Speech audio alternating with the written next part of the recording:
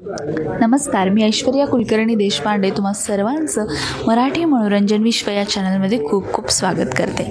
मित्रांनो, प्रेमाची परिभाषा ही वेगवेगळी असते, पण सगळ्यांमध्ये एक गोष्ट मात्र सारखी असते, ते म्हणजे आपल्या आयुष्यात आलेलं पहिलं प्रेम. आणि या पहिल्याच प्रेमावरती कथा घेऊन आपल्या भेटीला एक नवीन चित्रपट येतोय, तो म्हणजे इलू इलू. आणि आत्ता आपल्यासोबत आहे त्यातील अभिनेता आरोह वेलणकर. तर त्यालाच विचारूया की तो किती एक्सायटेड आहे. हाय आरोह, तुझं खूप खूप स्वागत आहे आमच्या चॅनलमध्ये. मराठी मनोरंजन विश्वाच्या सर्व प्रेक्षकांना नवीन वर्षाच्या हार्दिक शुभेच्छा. Thank you so much. कसा आहेस? मस्त आहे. जस्ट आत्ता आमच्या फिल्मचा ट्रेलर लॉन्च झाला आहे. मी गाणी बघितली. खरं तर याच्यामध्ये माझा एक सरप्राईज रोल आहे, गेस्ट अपीअरन्स आहे. पण काय सांगतो, फिल्म मेकिंग, फिल्म 70mm हा इतका जवळचा विषय ना, म्हणजे कुठले प्रोजेक्ट. तर हे वर्षाचं पहिलंच रिलीज आहे माझं आणि खूप छान वाटलं मला, एकदम फ्रेश वाटली. म्हणजे गाणी पण जेव्हा फोनमध्ये बघितलं होतं तेव्हा आणि आत्ता थिएटरमध्ये, आय थिंक ही थिएटरमध्ये जाऊन बघण्यासारखी फिल्म आहे. आणि मी म्हटलं ना, प्रेमावरची फिल्म आहे, पण आज ट्रेलर बघितल्यावर मीच प्रेमात पडलो फिल्मच्या. तर मला वाटतं 31 तारखेला फिल्म रिलीज होणार आहे. तर होपफुली सगळे प्रेमात पडतील आणि ट्रेलर लोकांना आवडलेला असेलच. So fingers crossed. नक्कीच. आत्ताच तू म्हणाला की ट्रेलर लॉन्च, आता तुमचं प्रमोशन चालू आहे आणि लोक एवढे एक्सायटेड आहेत, प्रेक्षक एक्सायटेड, तुम्ही एक्सायटेड आहेत. तर आतून काय फिलिंग येत आहे किंवा त्या एक्साइटमेंटवर काय बोलशील? काय यार, मी काय सांगू तुला. म्हणजे खरंच एका मुलाला जन्म देण्यासारखं असतं एखादी फिल्म रिलीज होणं. म्हणजे त्या लेवलचा आनंद असतो, तितके टीम एफर्ट असतो, तितका गोष्टी इन्वॉल्ड असतात, सगळे इमोशन आणि पैसा सगळंच. तर तसंच फिलिंग असतं हे. आणि खूप जास्त एक्सायटेड आहे मी. माझ्यापेक्षा जास्त मला वाटतं निशांत एक्सायटेड असेल. आणि एलीची पण पहिलीच फिल्म आहे. आत्ता ट्रेलरमध्ये तुम्ही बघितलं असेल, किती मीरा, एली, अंकिता असतील, सगळ्या किती सुंदर दिसलीत आणि किती फ्रेश वाटते फिल्म. सो आय थिंक प्रत्येकाने जाऊन थिएटरमध्ये प्रेमात पडावं अशी फिल्म झालेली आहे. या फिल्मचं कथानक किंवा स्क्रिप्ट जेव्हा तुझ्या समोर आली होती, की जेव्हा तुला कळलं हा विषय आहे, पूर्ण स्क्रिप्ट वाचली, तर तेव्हाची फिलिंग काय होती किंवा पहिली रिॲक्शन अशी क्विक काय होती? खूप छान होती. आणि मी आत्तापर्यंत प्रमुख भूमिकाच करत आलेलो आहे. मला असं वाटलं की हे पण एक वेगळं छान आहे ना, का नाही गेस्ट अपीअरन्स का नाही करायचे, चांगल्या फिल्म्समध्ये छोटा रोल का नाही करायचा, किंवा एक नवीन तरुण दिग्दर्शक आहे, तरुण पूर्ण टीम आहे, नवीन टीम आहे, का नाही त्यांच्याबरोबर काम करायचं. फाळकेंची परंपरा आहे. एक्झॅक्टली. फाळके, आडनाव फाळके आहे त्यांचं, जिथनं सुरुवात झाली सिनेसृष्टीची.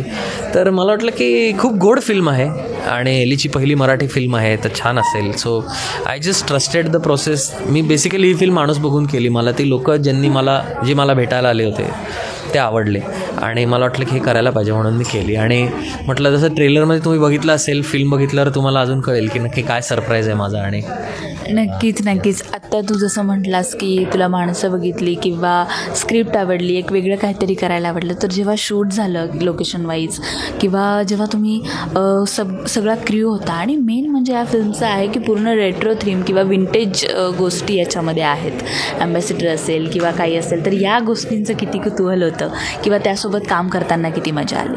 खूप मजा आली. म्हणजे ही काय माझी पहिली फिल्म नव्हती, पण प्रत्येक प्रोजेक्टमधनं काहीतरी शिकायला मिळतं. मी म्हटलं तसं की पुण्यातच शूट केलं, हा एक आनंद होता, घरापासून जवळ, त्यामुळे घरचं खातपीत छान शूट केलं. आणि माझे दिवस कमी होते तसे, त्यामुळे मी शूट फार या फिल्मचं केलं नाही. पण तरीसुद्धा मी म्हटलं तसं नवीन दिग्दर्शक असतो, नवीन टीम असते, त्यांच्याकडनं काही गोष्टी तो कसा शूट करतो, कसा विचार करतो. आणि 2016-17 मला वाटतं 18-19मध्ये शूट केली वाटतं, 19 का 20मध्ये. तेव्हा 1998ची फिल्म शूट करणं हे थोडंसं चॅलेंजिंग आहेच. तर ते चॅलेंज मला वाटतं अजिंक्यनी छान पेललं आहे. आणि आता फिल्म सगळ्यांच्या भेटीला येतीच आहे. सो कळेल. 1998 म्हणजे त्या गोष्टी वेगळ्या होत्या, ते दिवस वेगळे होते. आत्ताही तुम्ही ट्रेलरच्या वेळेस ॲम्बॅसिडरमधनं एंट्री केली, तर या गोष्टींसोबत जेव्हा तू काम केलंस, तर त्यातल्या अशा कुठल्या गोष्टी होत्या का ज्या तुला वाटल्या की ह्या आपण आपल्या डेली रुटीनमध्ये फॉलो केल्या पाहिजे, किंवा ह्या किती छान होत्या ज्या आपण आता विसरत चाललो? थोडा ठहराव पाहिजे आयुष्यात. आता व्हॉट्सअपमुळे खूप इझी झालं इमोट करणं हे. त्यावेळेला जसं चेस करायला लागायचं, एखाद्या इमोशनची, व्यक्तीची वाट बघायला लागायची. तर मला वाटतं तो ठहराव कुठेतरी आयुष्यात गरजेचा आहे. अनफॉर्च्युनेटली काय झालं ना, की सोशल मीडियाने लोक जवळ येणं अपेक्षित होतं, पण खरं दुरावली आहेत जास्त. लोकांनी जवळ येणं गरजेचं आहे, अजून जास्त बोलणं गरजेचं आहे. आणि मला वाटतं प्रेमात पडताना हा जो एक एलिमेंट होता तेव्हा, जेव्हा सोशल मीडिया नव्हतं, की हे लोकांना बघायला बघायला मिळेल. आय एम शुअर त्यांना त्यांच्या शाळेतल्या दिवसांची आणि ते जेव्हा पहिल्यांदा प्रेमात पडले होते त्याची आठवण येईल. तुला आली शाळेतल्या दिवसांची आणि पहिल्या प्रेमात? का नाही, आपण प्रत्येकच आपल्याला कोण ना कोणतरी शाळेत कॉलेजमध्ये आवडत असतं. डेफिनेटली मला पण वाटलं असं ते बघताना की अरे असं झालं होतं आपल्याबरोबर कधीतरी. तुला तुझ्या बालपणातला किंवा शाळेतला एखादा किस्सा आठवला का शूट? किस्सा म्हणजे एक मुलगी होती जी मला आवडायची आणि मी माझ्या आईबरोबर शाळेत जायचो टू व्हीलरवरती आणि ती सायकलवर असायची. तर मी टू व्हीलरवर उलटा बसायचो मुद्दाम, म्हणजे जेव्हा मी तिला क्रॉस करेन तेव्हा ती मला दिसेल. वा. पहिल्या प्रेमाचं एक छोटंसं एक हे होतं. प्रेक्षकांना हे ऐकायला नक्कीच आवडणार आहे. जेव्हा फिल्म शूट करत होतं तर तेव्हा ही पूर्ण रेट्रो थीम असल्यामुळे कॉस्ट्यूम तसे होते. तर जेव्हा पहिल्यांदा स्वतःला आरशात बघितलं किंवा त्या याच्यामध्ये तर काय बदल वाटला किंवा किती छान वाटलं? नाही, असा काही फार बदल नाही वाटला. म्हणजे त्या ते असलं तरीसुद्धा असं काही लुकमध्ये काही वेगळा फरक नाही वाटला माझ्या कॅरेक्टरच्या बाबतीत. सो असा काही फरक नाही वाटला मला वेगळा. पण बाकीची फिल्म जर तुम्ही बघितली तर डेफिनेटली त्यांनी खूप छान डिटेलिंग केलेलं आहे. कॉस्ट्युम्स, लुक, फील सगळं एकत्र छान केलं आहे त्यांनी, नो डाऊट. टेक्निकल टीमबद्दल काय सांगशील या? कारण यात टेक्निकल टीमचा वाटा तेवढाच होता, कारण सगळं उभं. म्युझिक उत्तम केलेलं आहे. तुम्ही गाणी ऐकली असतील तर आत्ता मी मोठ्या पडद्यावर बघितली पण फारच सुंदर झाली आहेत. शूट मस्त केली आहे फिल्म. लाईटिंग इन जनरल, तो मी म्हटलं ना, तो एक फील खूपच छान ठेवला आहे त्यांनी फिल्ममध्ये. Very nice. ओव्हरऑल तुला शूट करताना मजा आली आहे हे आम्हाला कळलं आहे किंवा फिल्म करताना मजा आली आहे. तर आता तू प्रेक्षकांना काय सांगशील? प्रेक्षकांना एवढंच सांगेन, खूप प्रेमाने फिल्म बनवलेली आहे टीमनी. सो तुमच्या भेटीला येते 31 जानेवारीला. आवर्जून थिएटरमध्ये जाऊन बघा आणि फिल्मवर भरपूर प्रेम करा. फिल्म पण तुम्हाला तितकीच प्रेमात पाडेल. अरे तुला खूप खूप शुभेच्छा आमच्याकडनं या फिल्मसाठी and thank you so much. Thank you so much. Thank you. Marathi मनोरंजन विश्वाच्या सर्व प्रेक्षकांना नवीन वर्षाच्या परत एकदा हार्दिक शुभेच्छा. Thank you so much.